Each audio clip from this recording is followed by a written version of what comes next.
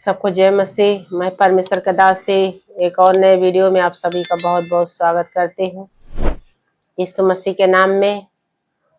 तो आइए हम परमेश्वर के वचन में चलेंगे और आज हम सीखेंगे नीति वचन से नीति वचन 2 उसका 1 से कि परमेश्वर का वचन हमें कहता है कि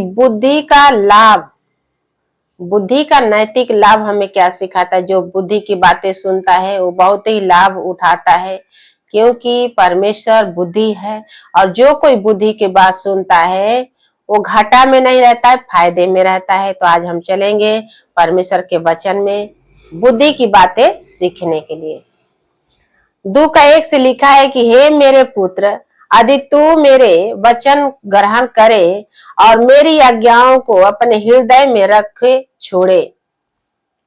परमेश्वर का दास सुलेमान का वचन है कि उसने कहा, हे मेरे पुत्र, आज तू परमेश्वर का वचन को सुने और मेरे आज्ञाओं को अपने हृदय में रख छोड़े। अपने हृदय में रखो और छोड़ो। तो बाइबल कहता है कि बुद्धि की बात ध्यान से सुने और समझ की बात मन लगाकर सोचे। बुद्धि की बात आज मैं सिखा रही हूँ कि बुद्धि जो लाभ की चीज है उसको सुने। तो उस पर बाइबल कहता है कि ध्यान से सुने और मन लगाकर सोचे कि बुद्धि हमें क्या सिखाता है और क्या हमसे बातें करता है। हालेलुया। उसके बाद और कहता है कि और प्रवीणता और समझ के लिए यत्न से पुकारे। बुद्धि हमें कहता है कि प्रवीणता और यत्न के लिए क्या करे, हमें पुकारे। अगर हम परमेश्वर की बातों को सुनते हैं, परमेश्वर के वचनों पर चलते हैं, परमेश्वर के वचनों को ध्यान से मनन करते हैं, तब बुद्धि हमें कहती है कि उस पर मन लगा के सोचे और समझ के लिए क्या करे, यत्न से पुकारे। समझ के लिए जो कुछ आप काम करना चाहते हो, आपको समझ में नहीं आ रहा है, अगुवाई नहीं होता है, तो आप अगर परमेश्वर के वचन सुनते हो, परमेश्वर के वचन को मानते हो, तो पहला नंबर परमेश्वर के वचन को क्या करो, आप आगे रखो। कि परमेश्वर के वचन में लिखा है कि संपूर्ण मन से आप भरोसा रखना, पहला स्थान देके कुछ भी करना, त्यौहार तुम्हारे लिए मार्ग निकालेगा। आपको मार्ग चाहिए, आपको अगुवाई चाहिए, आपको कोई सलाह देने वाला नहीं है। आप वचन पढ़ो और वचन पढ़ के जो भी काम आप करना चाहते हो उस काम में हाथ लगाओ और परमेश्वर का वचन आपको अगुवाई करेगा। हालेलुया। उसके बाद कहता है कि और उसको चांदी के समान ढूंढे, गुप्त धन के समान उसकी खोज में लगा रहे। जिस प्रकार कोई व्यक्ति है जो चांदी सोना के समान पर क्या करता है, मन लगाता है, चौकसी करता है और उसके खोज में रहता है कि मैं भी जो है ये चांदी के समान, सोने के समान खरीदूंगा, अपने घर में लाऊंगा, उसको पहनूंगा। तो बाइबल कहता है कि आप भी उसी के अनुसार क्या करें, गुप्त धन के समान उसको ढूंढो, खोजो, उस पर मन लगा के खोजो। उसके बाद कहता है कि तो तू यहोवा के लाभ को समझेगा और परमेश्वर का ज्ञान तुझे प्राप्त होगा। आपको अगर परमेश्वर में स्वर्गीय ज्ञान चाहिए, बुद्धि चाहिए, परमेश्वर के लाभ को आप समझना चाहते हैं, तो आप परमेश्वर के राज, उसके धार्मिकता, उसके सामर्थ को खोजो, तो आपको लाभ जो है पहुंचेगा। क्योंकि परमेश्वर का वचन कहता है कि जिस प्रकार कोई चांदी सोना के तलाश में है, गुप्त धन के तलाश में है, आप भी परमेश्वर के सामर्थ के तलाश में रहो, परमेश्वर के बुद्धि के तलाश में रहो, उस पर मनन करो, तब यहोवा का लाभ तुमको पहुंचेगा। कहता है क्योंकि बुद्धि यहोवा ही देता है और ज्ञान और समझ उसी की बातों से, उसी के मुंह से निकलती है। बुद्धि जो है परमेश्वर देता है। बुद्धि कहती है कि जब परमेश्वर यहोवा आकाश और पृथ्वी का नींव डाल रहा था तब मैं वहां थी और परमेश्वर यहोवा मुझसे सलाह लेता था। हालेलुया। तो बाइबल में लिखा है कि परमेश्वर यहोवा और बुद्धि जो है, बुद्धि परमेश्वर की आत्मा है। बुद्धि परमेश्वर का आत्मा है और परमेश्वर का आत्मा आपको अगुवाई देगा कि बुद्धि जो है ऊंचे स्वर्ग से पुकारती है, बुद्धि जो है समझ को बातें सिखाती है, बुद्धि यहोवा के मुंह से ही निकलती है और यहोवा के मार्ग में चलने वाले जो है बुद्धि प्राप्त करते हैं, समझ प्राप्त करते हैं, ज्ञान प्राप्त करते हैं और ये लाभ परमेश्वर के वचन से ही उनको पहुंचता है। हालेलुया। उसके बाद कहता है कि जो खराई से चलता है और उनके लिए वह ढाल ठहरता है।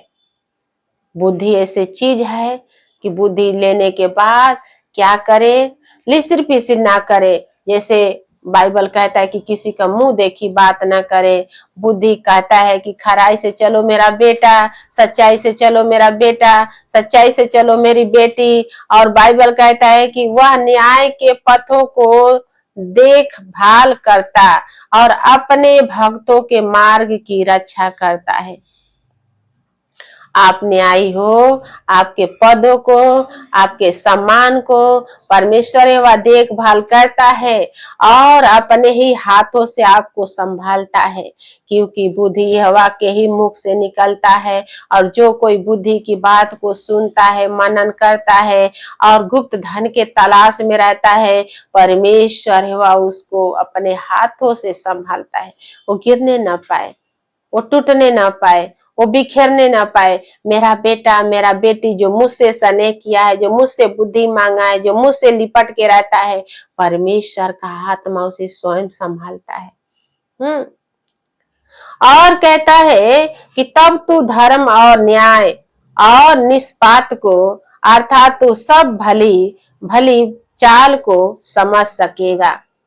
जब आपके अंदर बुद्धि रहेगा तभी तो समझेंगे, भली भली बातों को समझेंगे, बुरे बातों को समझेंगे। क्योंकि बाइबल कहता है कि जब आत्मा आएगी तो आपको सिखाएगी कि क्या भला है, क्या बुरा है। जब पवित्र आत्मा आएगी आपके अंदर, परमेश्वर का बुद्धि आएगा, आप बुद्धिमान हो जाओगे, आप ज्ञानी हो जाओगे। हर एक बात को समझने के लिए परमेश्वर का आत्मा आपको अगुवाई करेगा। और कहता है क्योंकि बुद्धि तो तेरे हृदय में प्रवेश करेगी और ज्ञान तुझे सुख देने वाला लगेगा। और ये बात और परमेश्वर ने कहा, बुद्धि तो तुझे ज्ञान देने वाला रहेगा, लेकिन परमेश्वर का भय तुझे सुख देगा। क्या इस बात से आप सहमत हो? परमेश्वर में आप अगर इस बात से सहमत हो तो परमेश्वर का ज्ञान आपको सुख देने वाला लगेगा। बुद्धि आपको मार्ग खोलेगी, बुद्धि आपको अगुवाई करेगी। बेटा मार्ग ये नहीं है, ये है। बेटी रास्ता ये नहीं है, इस पर चलो। और एक काम सच्चा नहीं है, काम छोड़ो, काम ऐसा करो। बुद्धि जो है आपकी बहन है, आपके साथ रहेगी, आपकी अगुवाई करेगी, आपको मार्ग बताएगी और यहोवा का ज्ञान आपको सुख देने वाला लग जाएगा। हालेलुया। विवेक तुझे सुरक्षित रखेगा और समझ तेरी रक्षक होगी। परमेश्वर ने ऐसा कहा है ताकि तुझे बुराई के मार्ग से और अटल उलट फेर की बातों के कहने वालों से बचाए। कौन? बुद्धि।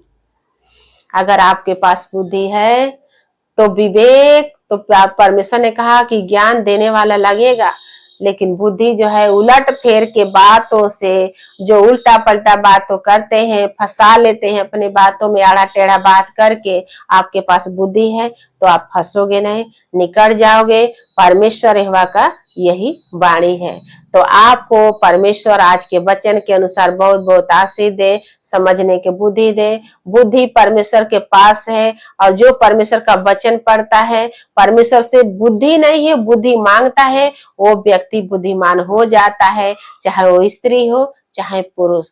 और बुद्धि लाभ के मार्ग में लेके चलता है। इतना बात ध्यान दे के सोचे और समझे और वचन पर मन लगाए। परमेश्वर आपको आशीष दे। आमीन।